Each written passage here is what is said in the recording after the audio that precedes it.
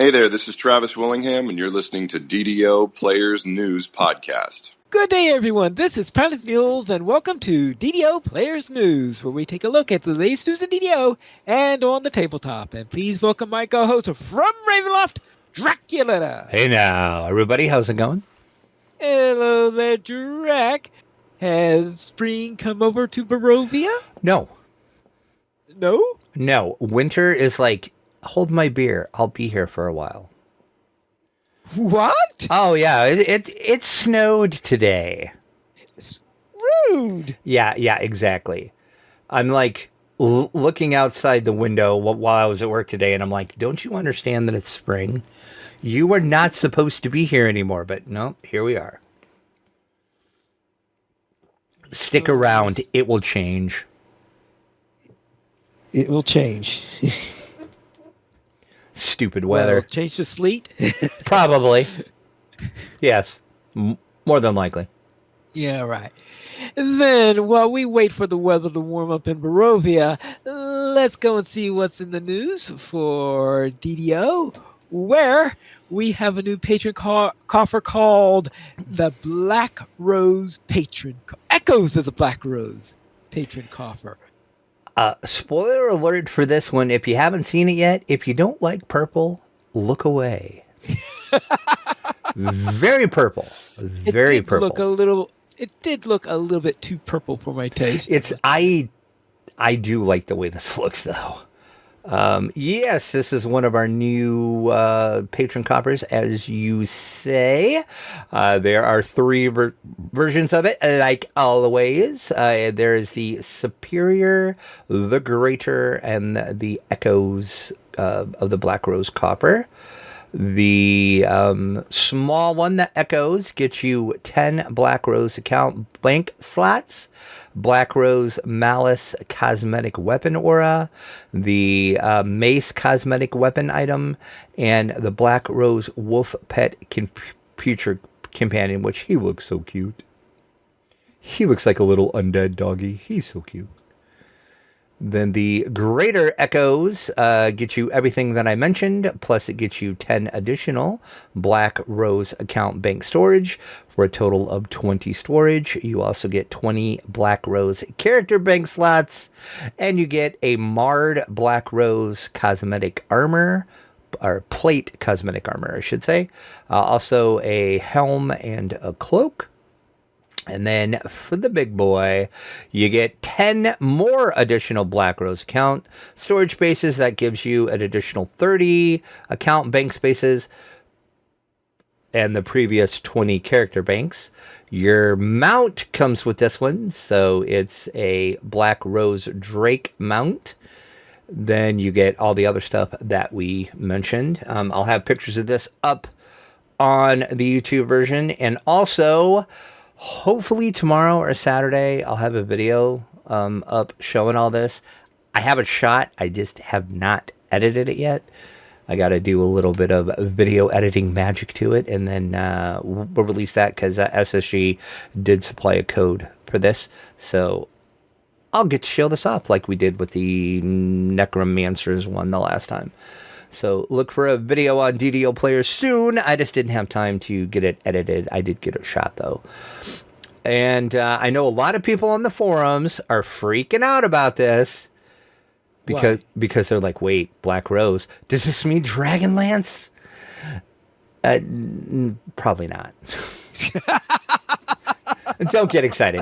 I mean, kudos for them for tying it in with the Black Rose, but a lot of people forget there was a Ravenloft novel that was called Night of the Black Rose,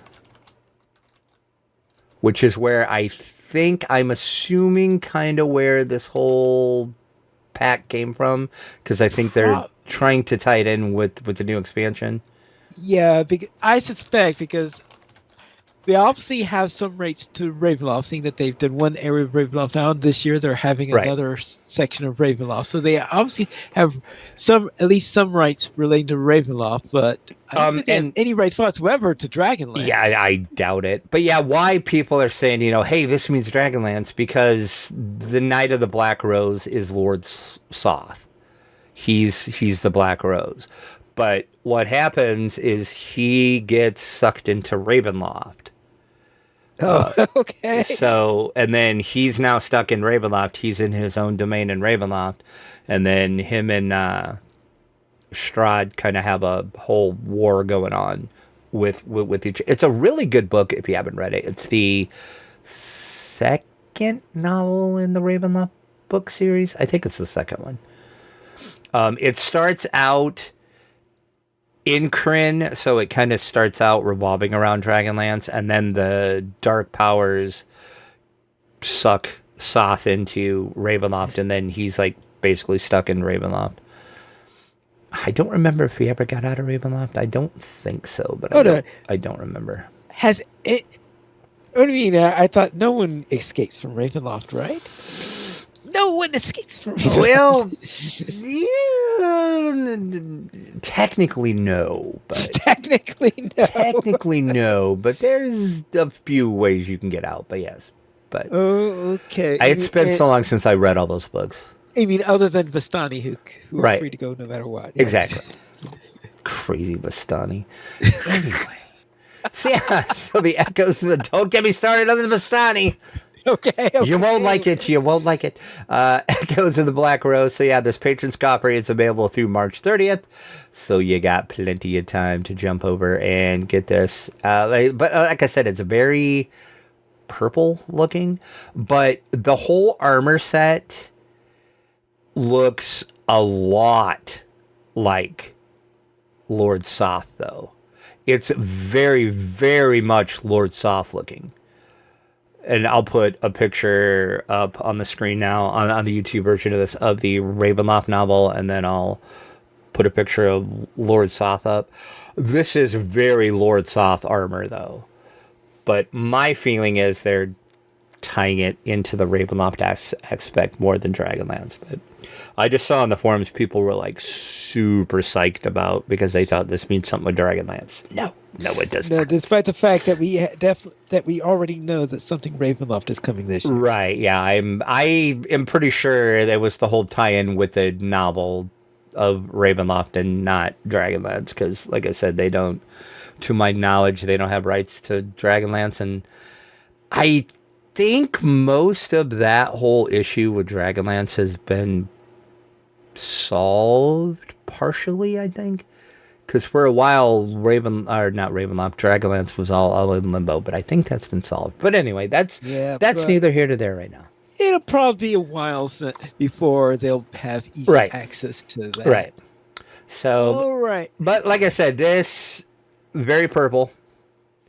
So if you're not a fan of purple, you probably won't like this, but I like the way this looks. At first I didn't, but then the more I looked at it, I'm like, okay, this is kind of awesome looking, because it's kind of got that, dark aesthetic to it. And I'm like, yeah, this is me. It's definitely not a rainbows and sunshine purple. It is not. It is not. It's a dark and ominous, deathly purple. It is a dark like my soul purple is what this is.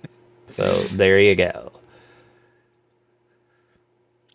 Then let's head into the latest release notes, where we had update 72.1, where we are still continuing to trying to balance the scales, I guess. We are balancing those scales against that crazy Hydra.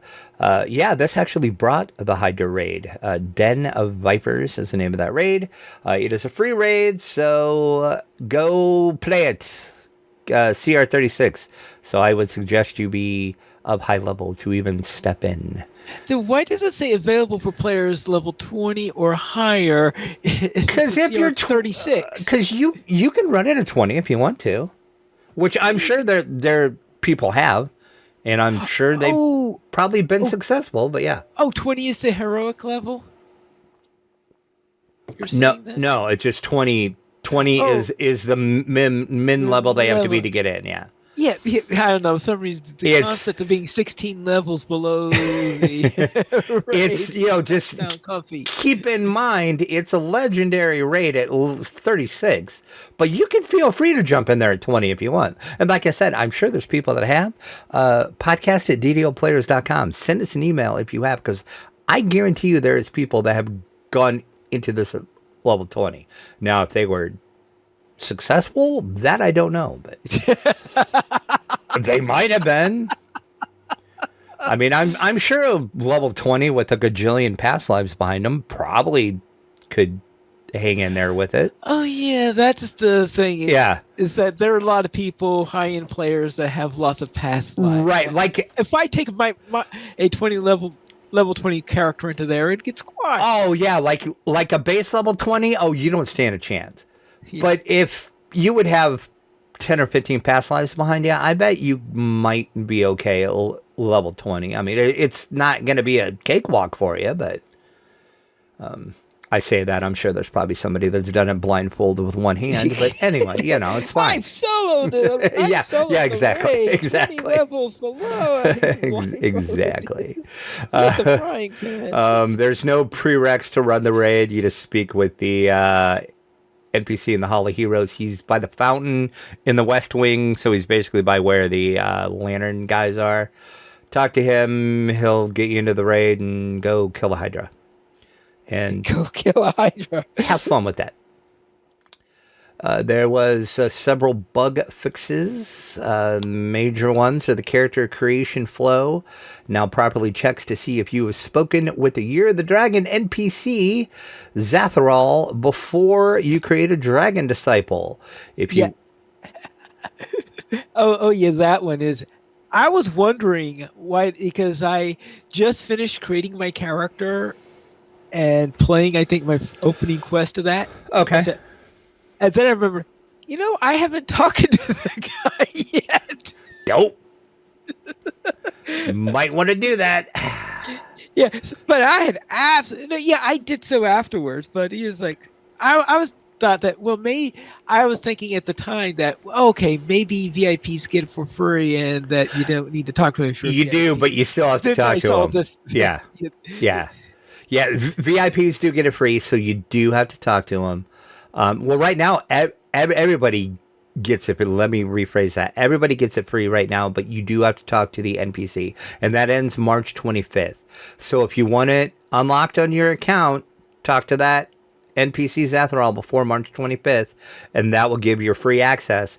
And then if you don't do it before March 25th, I do believe VIPs will still... Somebody can correct me if I'm wrong on this, but I think VIPs will still get it free even after that point, but everybody else is going to have to pay for it. So you might as well just go talk. All you got to do is talk to him, and it unlocks on your account, and then you have it on your account, so you're good. And that ends March 25th. So as we are recording this on March 20th, you have 5 more days to get that unlocked. But if I misspoke, somebody let me know. But I think VIPs... I think I remember hearing that somewhere, or reading that somewhere, but somebody please correct me. You don't want to find out that Drac is wrong. Exactly. Just go talk to the guy before March 25th and unlock it, and you're good. The text in the Reincarnation UI and Hearts of Wood and Blood tooltips have been updated to match the changed XP tables. We talked about that change they made to all the XP. That is now updated in the UI. So if you're just kind of glancing over and you're like, oh, okay, yeah, that makes sense. Let's see what else. There was some updates to the Ninja Spy and Dragon Disciple. The SLAs now display their DCs correctly. That's always a good thing. Level 4 spells now should be properly appearing in your Dragon Disciple spellbook after you take level 15. You won't have to relog. Sounds like before you had to relog to get your spells, but now they're I still have a few more levels before I get to 15. I was going to ask if you were up that high yet. I didn't think you were. I figured you probably weren't. True Seeing in Core 3 is now granting properly. So that is a good thing.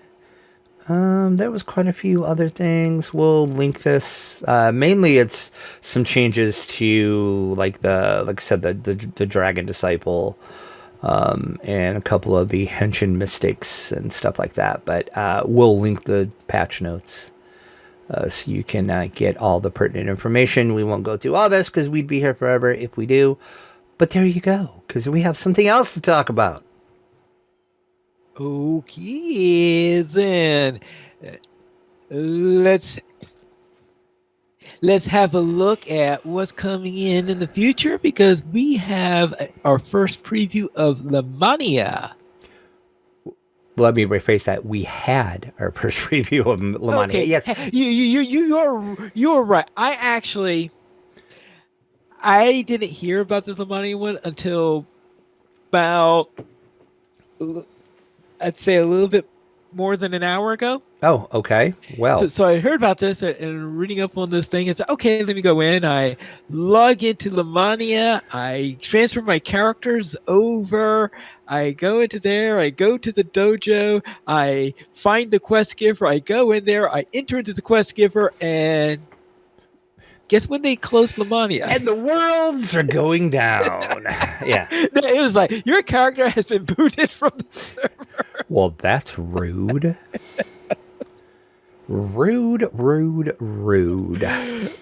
Yeah, so this ended.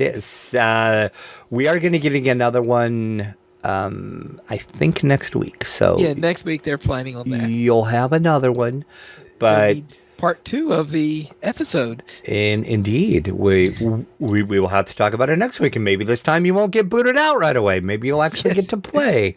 We'll see. Stay tuned for next episode to find out what happens. The big thing in this is we got our first looks at some of the new quests that are coming. We got to see 2 of them. They're called Toil and Trouble and Cupboard Culvert are the names of them.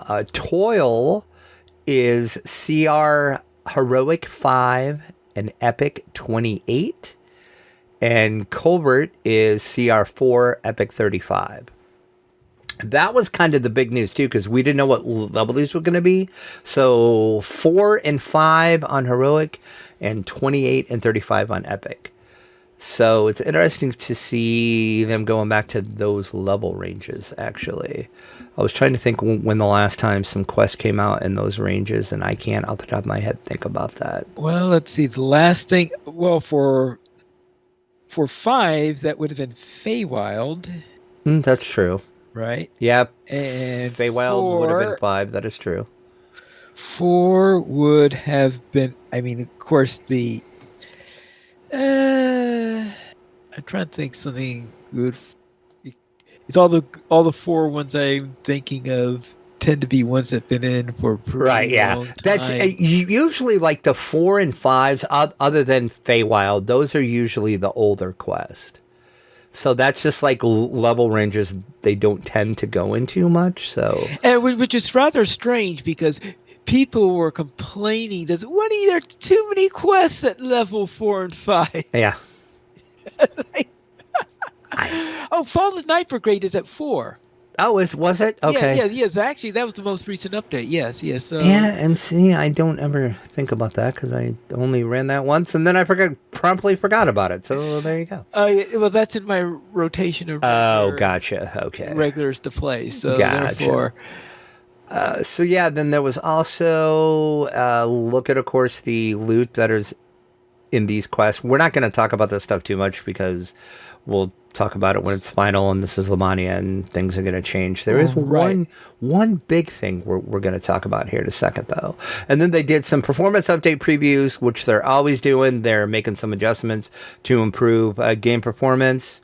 Like many of the performance changes, these changes will touch deep inner workings of the game, try a couple of the existing dungeons, and let them know if you notice any changes in anything. They're not really saying exactly what they're doing. They're just making tweaks.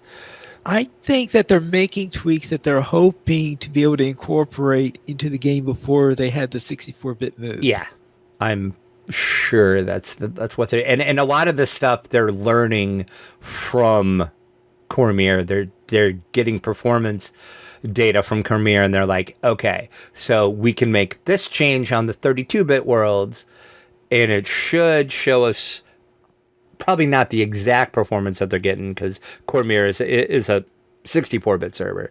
But I'm sure, and like they have said before, they can take what they see on the 64 worlds and incorporate them on the 32 to make performance better over there, and that's their ultimate goal. So that's what they keep doing. And then there was a lot of other little bug fixes and some fixes to the raid and stuff. Like I said, we're not going to really talk about that until we talk about the release notes when it's in the game, because this could change. So there's really no point in talking about it now, because we'll talk about it now, and then in however many weeks when this update comes out, we'll talk about it again and maybe talk about something different because it changed from what we talked about. So yeah. There you go. The quest can change. Release notes will be in the show notes. You can go look and take a peek if you haven't gone on the Lamannia forums.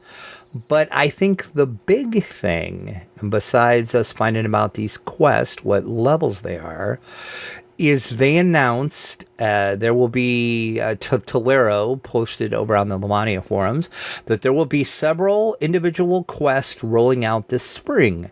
All 3 of them are going to be paid quests. They're going to be 175 DDO points in the store. Of course, free to VIP, though.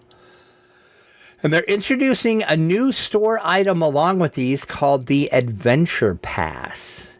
It works just like an adventure pack, adding access to the quest for your account. The only difference being that you're able to add the access ahead of when the quest actually release. And you'll get a slight discount over getting them one at a time. The Adventure Pass price, say that a couple times fast, is in line with what a typical adventure pack will cost. So she laid out the prices. Here are the prices for the paid quests that will be coming this spring. The new one that we haven't seen yet, which is going to come out on the Lamannia build next week, is going to be called Sleeping with the Fishes. And that is going to be 175 DDO points, 40 for the guest pass if you just want to buy a guest pass to it.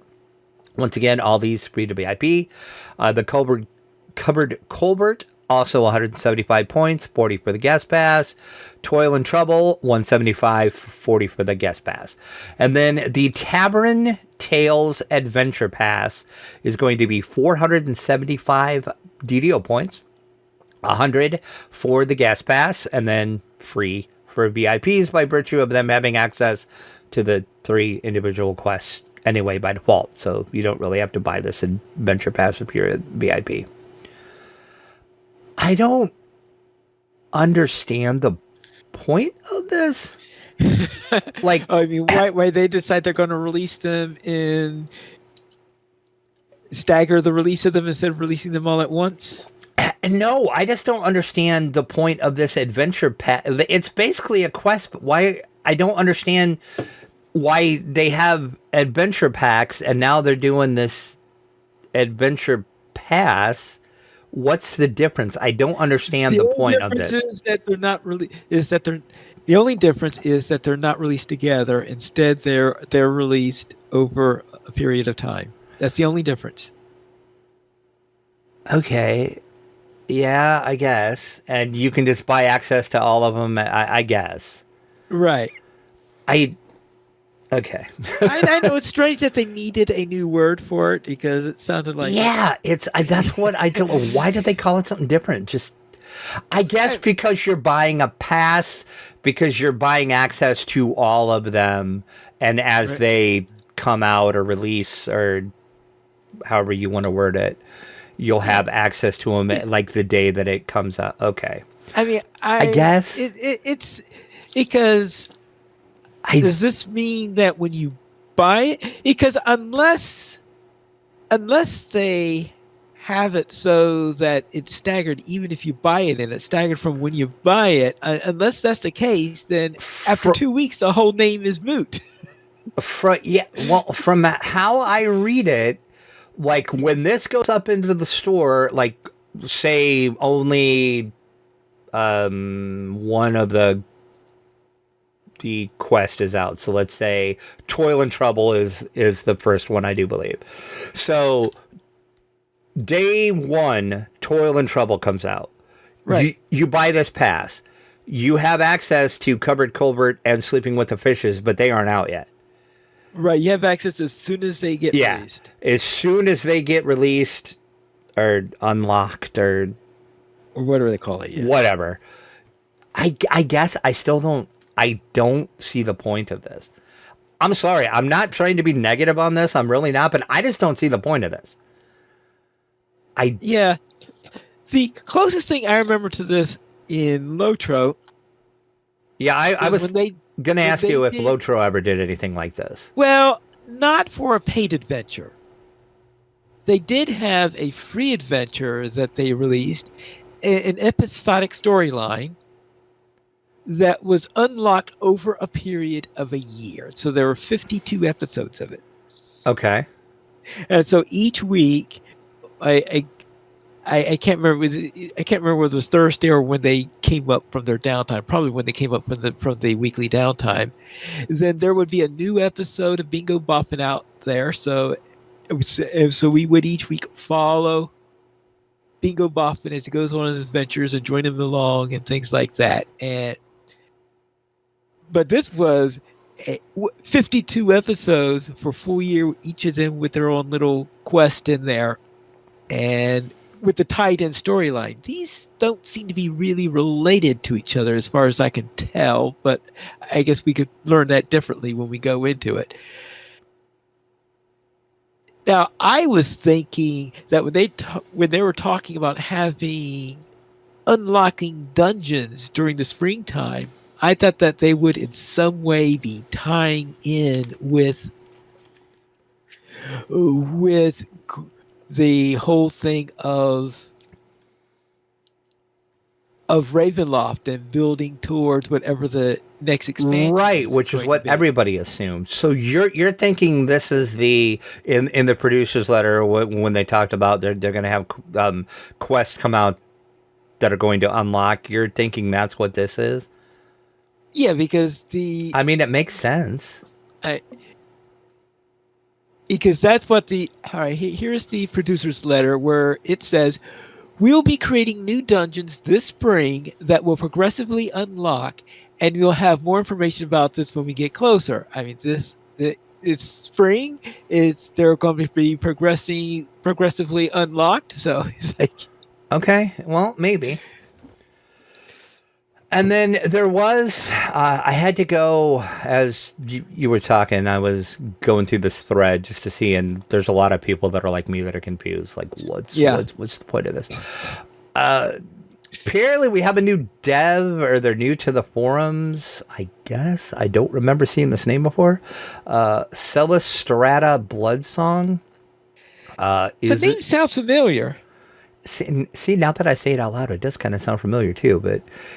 Anyway, they actually responded on the forums. They said, hey, everyone, I've been keeping an eye on what everyone's been writing here and setting with it. I wanted to hear everyone's honest reactions before delving too deeply into the intent behind the, in quotes, pass idea. And I feel like there's a pretty solid consensus at this point. Also, just to say it out loud, the pass here is one of my ideas, and I'm still actively working on it. Feedback is super important. They go on to say that one of the people that responded in the thread here nailed it right on the head. They said, I do like the idea of quests coming out one at a time over a longer span of time. It's like a week-to-week TV instead of a whole season being dropped at once. The former allows people to enjoy the individual pieces, talk to each other about them, and build up excitement for the next piece, rather than bringing them all at once and being done with it. So Deb Cellestrata says, seasons of televisions was the exact inspiration to the past. To be able to tell the story over a longer period of time and potentially having things happen in between it in the deeper, further future intent is here. What you're seeing here in the Tavern Tales is a small-scale step towards that much longer, much more complex idea. This is simply an introduction to see if this concept can fit and be fun if it's an idea that really doesn't fit here. Which here, I mean, I'm assuming they mean DDO. Right. So then they go on to say it's not being done for pricing reasons or to make things more complicated. Well, it does. Sorry, but it does. Like, I don't know if that was the intention, but it makes it complicated. We have a great content team that comes up with some amazing ideas, and I'd love to be able to give them more options to work with when it comes to their art. Equally, I'd want to be able to see and experience new things in DDO in addition to the stuff that's already enjoyed. When it comes to the price, the separated prices are in the normal range of a quest pack of this size and type of content, which sure, that is true, they are. I picked the target price for the group of them first, then I split that price across the quest. The grouping of them together is discounted based on those separated pieces. So it's a true discount, which it is. If you add it up, you are getting a discount for buying this quote-unquote pass. And finally, the name Adventure Pass is a name that we went with, but it's not the name that we're all that excited about. Thank God, because it doesn't make sense. That was my 2 cents, by the way. The main reason it's called a pass and not a pack is to make sure folks do understand that this content will come out over time. Was worried that if we called it a pack, people would expect to gain access to all the quests immediately. See, and that's what you and I talked about. That makes sense. Because you're buying access to the pack, which maybe it should be Adventure Access. Like, because you're buying access to them as they release. That part makes sense. The pass part makes sense. So, there you go. Anyway. They go on to say, thank you to everyone who's given feedback so far. It's very helpful and good to hear. I appreciate y'all's time in writing it. So, keep up with the good feedback, I guess. Anyway, she's also posted over on the Lotro side. She's an associate product manager is her title. Okay. So apparently, also known as store lady. Apparently, she is now over on the DDO because she only has 2 posts on the DDO forums, and it's in this thread. Well, it says that she's an associate product manager for both Lotro and DDO. Well, that might be why the name sort of sounds familiar then, but yeah, I just have never seen the name on the DDO forums. That's why I was like, who is this? But it is a Deb, so yeah. Okay, so there you go. So yeah, I don't understand this, but we'll see what happens with this. Okay, so it sounds like it's one of her ideas on something to try out on there. It's just that if it works or it doesn't work, we'll find out. After reading that, I like the idea of it. I like where they're coming from, but it's too confusing and way too confusingly laid out. But I get, after reading what she said, where it's coming from. Yeah. I get that. I have a feeling that someone might be thinking on the back of their head that making a pitch about a neat idea for a longer term type item for this, because with 3 it's not real all that much, but maybe have a season type thing to have that's going and they want to know, should we try it or not? We'll see how people like this, and if they like it, then we could maybe seriously look into this other thing. And other, not so much MMOs that I know of, but like the whole concept behind a season pass is in a lot of other video games. You can buy a season pass, and then any updates to content that come out, like if there's new quests, new dungeons, whatever, it depends on what video game it's for. If something new comes out, you have access to that because you bought the season pass. So I guess I didn't think about it in those terms until I read what she said, and I'm like, okay, this sort of makes sense now. This is like a season pass that you buy in like a first-person shooter or something. You get access when the stuff comes out. You'll have access to it. You're just pre-buying your access. Instead of waiting for everything to come out and you buy like a adventure pack or you buy like an well, I don't want to confuse people by saying expansion pack, but you're pre-buying your access. So I get where they're coming from. It's just weird for DDO, I guess, because we've never done it before. So I guess this is weird, but we'll see what happens with it. I guess I feel a little better about it now. It's still weird, but I feel better about it. All right. We just need to talk it through. Right. But like you said, they have done something sort of similar over in Lotro, though. Yeah, but of course, that was something that was for some free content rather than from rather than paid content. So that's very much the experiment part. The big part of the experiment is, will it work with purchased packs? I guess we'll see. Passes. So we'll see. We'll see. And like I said, I'll have links over in the show notes to this, so you can go read that complete post from her, and then you can see what other people are saying and kind of follow along. So and I just want to say too, for the record, it is so nice to see the devs jumping in on the forums and interacting like that. That is amazing. More of that, please. All right, then let's go into what's on sales. That's right, because they posted the sales just before this show. We might as well talk about them, right? It did. We actually timed this right for once, where we can talk about store, because we often don't talk about store sales because it's usually over or ending in a day. So yes, so this worked out good. We have the Eladrin Chaos Mancer Iconic Hero. The bundle is now in the DDO store for the low price of 1,398 DDO points. So if you have 1,398 DDO points burning a hole in your wallet, there you go. And that's going to give you access to the Eladrin race, the Wild Mage Sorcerer archetype, and the Chaos Mancer Iconic Hero. And that is a discounted price. If you buy the bundle, the Eladrin Chaos Mancer Iconic Hero bundle, once you said that is being offered at that deep discount to match the initial pricing for the standalone Chaos Mancer item in the DDO store. It is currently not functioning, though. They're working on that. Probably, I think I read on the forums, they might have a fix for that. It might be in the next update, but stay tuned on that. Once the individual Chaos Mancer purchase is available, the price of the Eladrin Chaos Mancer Iconic Hero bundle, that is a big word, will increase to its regular display price. So if you want it, buy it at the cheaper price. Go now.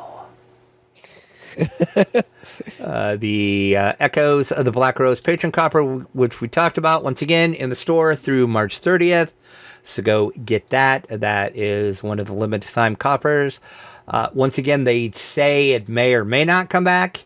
Most, and I use that in air quotes, most of the coppers have been offered again, but not all of them have. So there's no guarantee this will be back. So if you want it, I would buy it now. Once again, I get that through March 30th over in the DDO store. And then our actual sale this week is the Hack and Stash. 20% off your Slayer boost, your loot boost, and your treasure hunt elixirs. Mental note, buy some of those since they're on sale. Shared storage also on sale. This runs through March the 27th. And your weekly coupon code is a free haste potion. You get 5 of those. Mental note to myself, get this as well. Quickly Now is the coupon code. QICKLYNOW. Quickly Now. Also conveniently through March 27th. Wow. All right. And that concludes our game news, but we do have things coming in from the dungeon.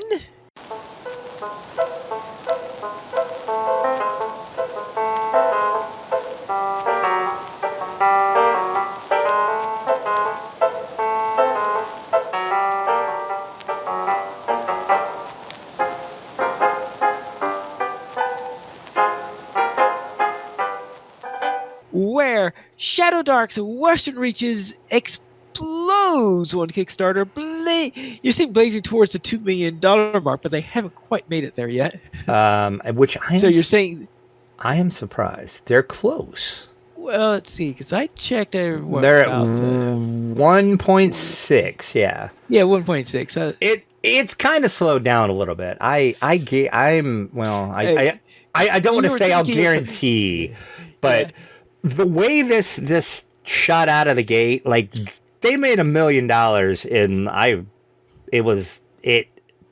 didn't quite take the day to make $1 million, but it was amazing to me at how fast. Like I knew this Kickstarter was going to go good because of Shadowdark, because Shadowdark is freaking amazing, but I didn't know it was going to do quite this good. People might be asking, what the heck is a Shadowdark? And what the heck is a Western Reach? Well, you should know what Shadowdark is because I talk about it all the time. But Shadowdark is a RPG that was kickstarted last year on Kickstarter, of course. It made, I forgot how much it made, 1.6 million, 1.5, something like that. Okay. It's an old school type RPG, uses old school rules, kind of mixes in some 5e rules to make it a little easier for people to understand. It's not quite 1e, but it's got a very 1e feel. 1.5. Yeah, there you go. This is a complete setting for it. This is a campaign setting, some new regions for it. There is going to be new classes to play. It's a full sandbox setting. You can do, if you're familiar with the term, a Western March campaign.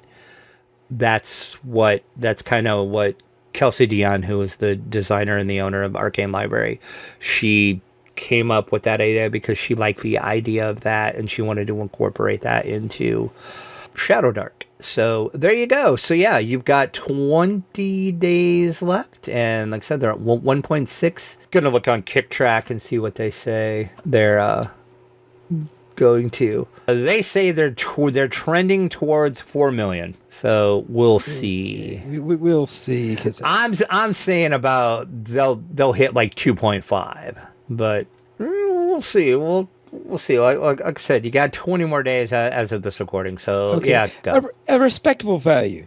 Oh yeah, and like I said, I backed it. It was probably Kickstarter went live, and I think I backed it. I probably got in about 30 minutes after it went live, and they were at 500,000 then. And I backed it, and then I checked it, and then the next thing I knew, it was at 1 million already. And I was like, holy crap! I can't believe it hit 1 million in less than a day, but there you go. So yeah, Shadowdark, Western Reaches setting. Go get it. I can't wait to actually get this in my hands. Shadowdark is awesome. All right. And let's see what we got here. We have Madness at Geneva Lake. A cosmic horror crawls into Gary Con 17. When I first saw this name, I said, okay, is this in Switzerland or is this in Wisconsin? It's Wisconsin. And of course it's Wisconsin. Yeah, this is this is only going to be available. They haven't said if it's going to be available after this. So far, they've said you're only going to be able to get this at GaryCon, which is this weekend as we record this, as a matter of fact. This is an adventure for Call of Cthulhu. And they say, prepare yourselves, investigators. Chaosium did announce a new Call of Cthulhu adventure called Madness at Geneva Lake, set to debut at GaryCon, so you should be able to get this after that. It is set around the tabletop RPG history and the shores of Lake Geneva, which makes sense because that's the birthplace of D&D. So they're kind of taking that, wrapping it all up into a Call of Cthulhu adventure. So once again, GaryCon's this weekend. This is a must-have. To buy this, it's a 72-page softcover adventure, and it was written by Alyssa Faden and Luke Gygax, which of course is Gary's son and also one of the co-founders of GaryCon. Madness at Geneva Lake, they say, isn't just another Call of Cthulhu adventure. It's a fascinating fusion of Chaosium's signature cosmic horror with the rich role-playing history associated with Lake Geneva, the very birthplace, like I said, of D&D. The adventure will dive into its lesser-known chapters of TSR's history, weaving it seamlessly into a narrative that will leave even the most seasoned investigators questioning their sanity. Oh, me hearing the history of D&D will make you question your sanity. It might, if you're familiar with some of the history. It just might. So, yeah, like I said, this is going to be available this weekend at GaryCon. And then apparently, because they said it's debuting at GaryCon, so apparently you'll be able to get this afterwards. They just said it's limited edition. Don't know what the quote-unquote limited edition means. But so if you happen to find yourself at GaryCon this weekend, pick yourself up a copy. And hopefully Beaker, who is on his way tomorrow to GaryCon, is going to be able to get this from me, because I asked him, I said, I do implore you of one thing, kind sir, get this for me if you can score a copy. So I implore you. Hopefully we'll have this and I can talk about it once I have it, but we'll see. If not, I'm hoping they'll have some left over at Gen Con and I'll just get it then. Well, I guess you'll find out. Indeed. But let's see what else is coming in. Where the Sigil team Decimated, Hasbro Wizards of the Coast lays off the majority of their development. Since I've been seeing all sorts of weird videos talking about the fall of Dungeons and Dragons or the fall of Hasbro or something like that. Yep. Yeah, Sigil, of course, is the virtual tabletop. We haven't talked about it too much because, I'll be honest, I really don't give two craps about it. But anyway, Wizards of the Coast debuted their much-touted Sigil virtual tabletop. It's wrapped into D&D Beyond. It's part of D&D Beyond, but it's a virtual tabletop, so it's what it sounds like. You can play D&D virtually with your friends. It finally was publicly available, and it was not good. Based on everything I've been hearing, it was not good at all. There was. I don't think I read or watched a video where anybody really had anything kind to say about it. Ouch. So, yeah, it was pretty bad. So, kind of with that news, over on LinkedIn, of all places, somebody saw a post that senior writer Andy Collins, who was on the Sigil team, said, yeah, we're pretty much all gone now. They fired everybody. Like 90% of the team is now fired. It's basically just a skeleton crew running it, keeping it going. Yeah. His exact words were, today approximately 30 talented developers, which equaled 90% of the team, were laid off from the Sigil virtual tabletop team over at Wizards of the Coast, including yours truly, he wrote. He did talk about his disappointment, but he also wished that all his former colleagues did well, and they did really good work for what they had to work with. He did kind of say, in his opinion, the biggest problem that they had with this was Hasbro was treating this like a video game instead of a virtual tabletop. They were trying to generate revenue like it was a video game, which goes right in line with Hasbro's, because if you remember, was it 2 years ago? We talked about how they said D&D was under monetized. They have to start monetizing D&D, and they started to do all this stupid stuff. Well, this is what one thing that they were going to do, and it failed miserably. Basically, it was the Sigil's inability to achieve its intended monetization goals was, in his opinion, the primary driver for the layoffs. Yeah, that's the thing, is if it sounds like to me then that the big failure is then on the marketing and requirement side. Right. Sigil is going to, for now, stay available. They have a skeleton crew.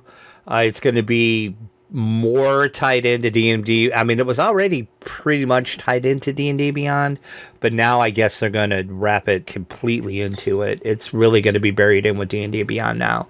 And it's still going to be available for now. We'll see for how long. Like I said, they just got a skeleton crew working on it, so I wouldn't expect much from it. But from, like I said, what I heard and what I saw, there wasn't much there to begin with, so I guess it can't get any worse. Okay. We'll see. Then let's go from the Dark Dungeon and see if there's anything good on the tabletop.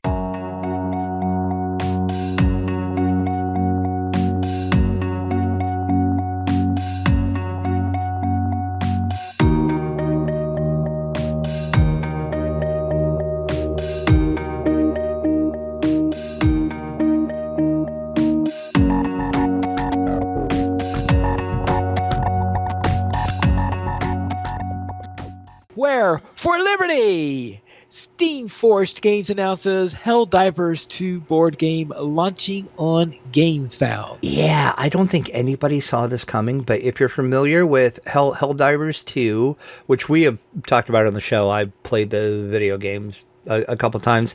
It's getting an official tabletop game. Yay. And it is going to be from Steamforged Games, which they do pretty decent video game to board game transitions. They've done Dark Souls and they've done Horizon Zero Dawn. So you'll be able to gather your squad around the table and experience the chaotic, bug-squashing, and glorious patriotic action of Helldivers 2 in a brand new way. Not on your screen, but on your table. This comes from Steamforged Games. And Helldivers 2, if you're not totally familiar with it, it's developed by a studio called Arrowhead Games, published by Sony. You are thrown into the boots of an elite soldier, and you're tasked with defending humanity from all hostile alien races. You get grouped up, you get dropped down onto a planet, and then you're basically killing all these aliens, which are these weird bugs, and then you squash them, and then you have different things, and then as you do all these missions in the game, more stuff unlocks, and then there's other stuff that happens. So I'm assuming all of this will happen in the game. They say they're going to try to bring as much of the video game into the tabletop as they can. I don't have to wait too much longer for this. Over on Gamefound, April 8th is when this is going to start crowdfunding. So we'll see. I'm cautiously optimistic for this because I'm glad it's Steamforged that's doing it, because like I said, they have done some really good video game to tabletop adaptations, so I think they'll be okay. I guess we'll see though in just a few weeks, and I'm guessing price wise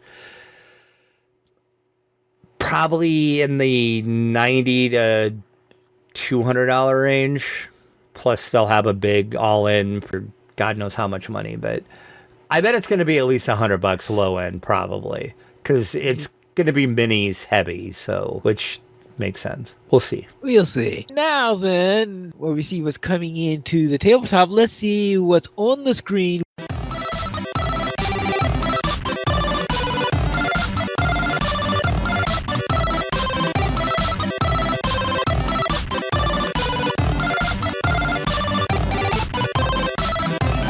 Where it looks like Amiga fans are going to have to wait because Retro Games full-size A1200 is delayed because, shocking, there are legal battles ahead. It's always, it's always legal battles. Every time somebody says something is delayed, 99% of the time, it's legal battles. And yes. What? They didn't get all their licenses in a row before they made the announcement of starting it? I'm trying to forget because I'm confused about this. It's complicated. I even watched a couple YouTube videos before we recorded to see if I could understand this.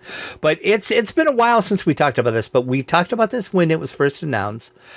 This is from Retro Games, who has done all the little minis. They did the C64 mini, and then they did the C64 micro, and then they did the A500 mini, and they've done one for Atari. So it's an emulator, but it looks like the computer. And then the little minis like have a keyboard on them, but they don't work. The full size has a keyboard that works.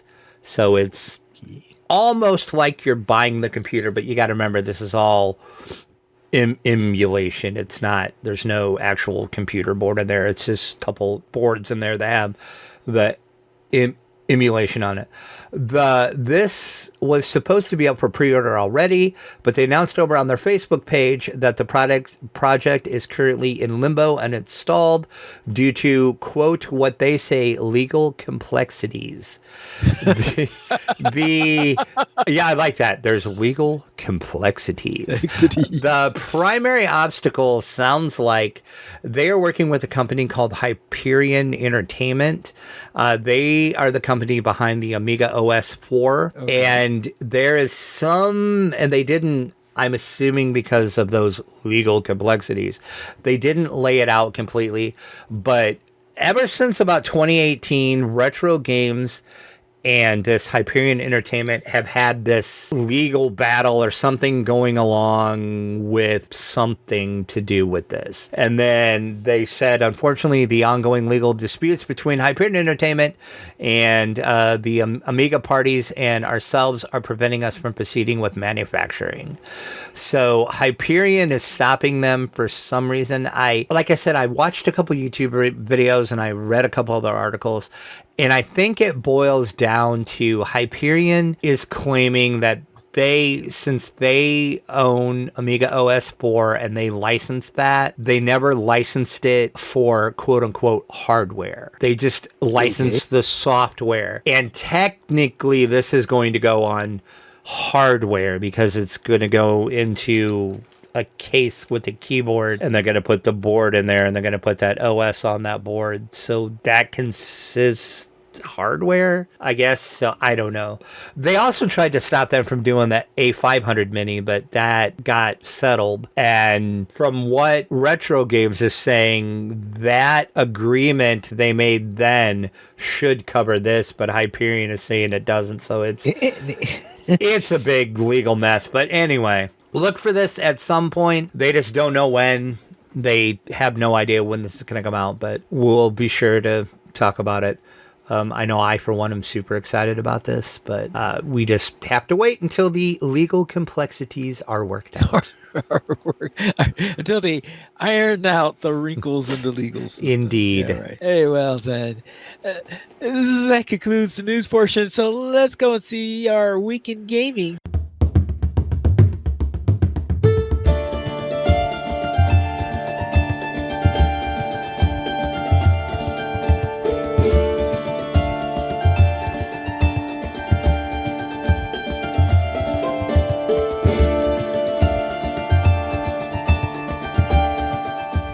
Drac, what were you up to?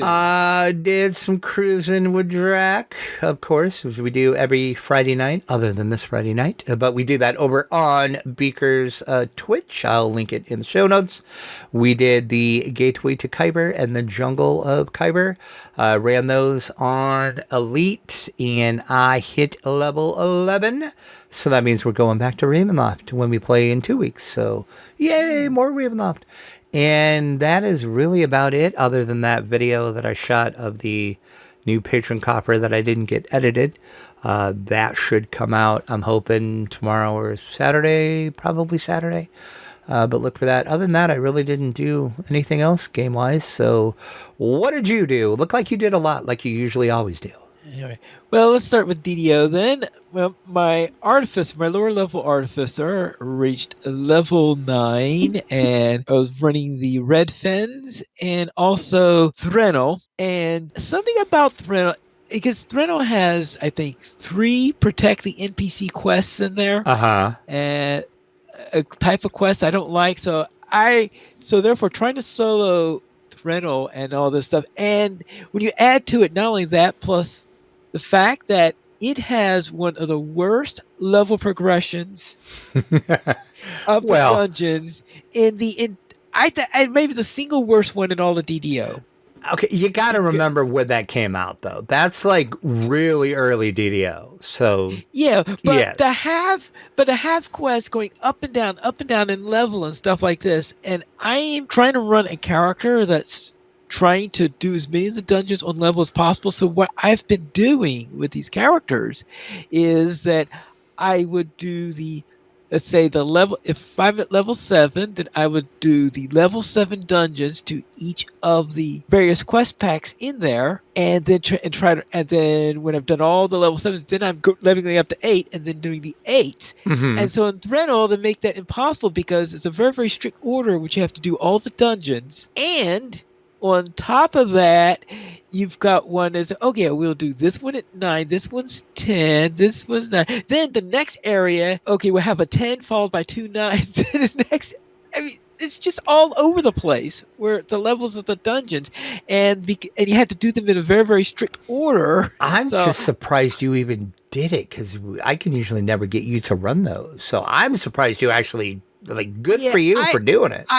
So I got through. Well, that's probably the reason. I probably had some bad memories of sometimes. And now this was reminding me of why I don't exactly particularly like it. But my artificer at the end of it, I know that usually I just ignore everything else and take that the special item in there.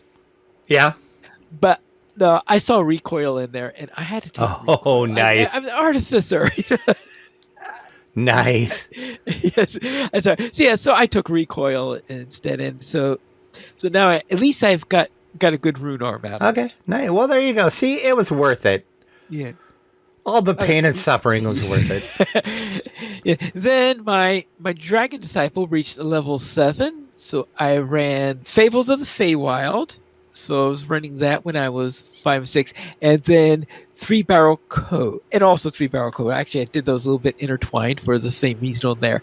So it's been a while since I've done 3-Barrel Code. I can't even remember the last time I did 3-Barrel Code. It's been forever. Yeah, it's been a pretty long time for me also on that, because I completely skipped by it when I was doing my Artificer. And then it was like, oh boy, this is the only quest pack where the quest pack they have in there, actually, in order to finish up their saga story, you have to do 4 quests with 3-Barrel Cove, and I think something like 5 from, I think it's from Sentinels of Stormreach. I think so, yeah. Yeah, so and that's the saga in there. So yeah. Anyway, but I have done the Sentinels of Stormreach recently because I had done that on my Artificer. So anyway, so I am progressing on there, doing things by quest packs and the like, and trying to do the dungeons as close as I can onto the level of the dungeon. And then there is my high level Artificer that I accidentally leveled. How does one accidentally level? All right, tell you what happened here. I've been frustrated with this because it's been sitting at level 20 on this, and I just couldn't find I had a lot of trouble finding dungeons that I enjoy, which I could run the. Now, I had a lot of fun when I was doing it with you, but finding something that's enjoyable to solo. Maybe we should go back to those characters then. Right. Well, what happened before you say that? What happened is I was thinking, okay, you know what I need to do? I need to get to that level 21. Maybe I can at least start, maybe go up a little bit and see how things. Since we're getting more into the area of getting into the epic levels, I said, okay. Right. So I was going through my stuff, and I noticed, okay, I have this autos box. Oh God.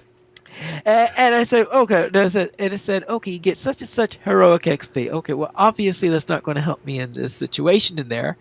But I just wanted to double check. Did it really say heroic XP and how much was it? Then I noticed, right under that autos box, there was a greater autos box. These were things I must have gotten from a pre-order or something. I was going to say, why do you have the McRib of DDO sitting in your inventory, not using it? Yeah, so I thought, okay, so this one had, so I think, okay, maybe this will get me a level or 2, and then I will be able to be in a better position. So I go on this, I click on the thing, it goes, the usual thing says you're leveled. Yeah. Okay, then I talk to the fate spinner and fate spinner and I'm going in there, and by the time this whole thing is done, I'm looking at there 26. Oh, that's amazing. Oh, that is amazing. To reach 25 on the character and a bloody Pineleaf. Autos box I haven't used that I accidentally get up to 26. Oh, Pineleaf. That is the most Pineleafy thing I have ever heard. That's amazing. Is what that is. Anyway, so apparently some quickly get to level 25, some achieve level 25, and some have level 25 thrust upon them.